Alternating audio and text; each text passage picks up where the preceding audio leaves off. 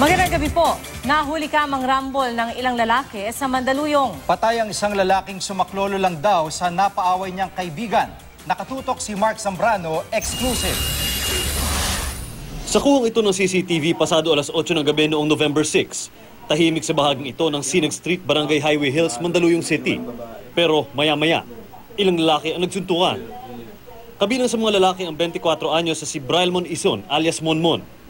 Ayon sa mga saksi, sumaklolo lang si Ison sa kanyang kaibigang napag-initan. Sa anggulong ito, makikita si Ison na sinusuntok ang isang lalaking napahiga sa gate.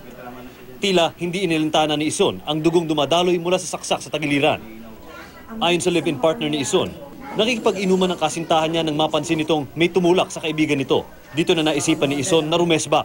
Sabi niya sa akin, may si Obet yon, best friend ko.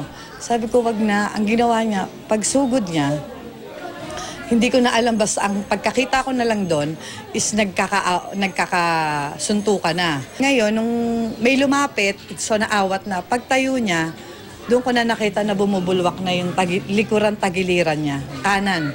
Makikita rin sa CCTV ang sinasabing suspect na si Roger Galan na tila may pinasok sa bulsa. Ayon kay Kuryoso, posibleng tari ng panabong na manok daw ang ginamit na panaksak dahil sa korte at lalim ng sugat. Patay si Ison. Labis naman ang kalungkutan ng live-in partner ni Ison dahil ikakasal na sana sila sa Oktubre sa susunod na taon.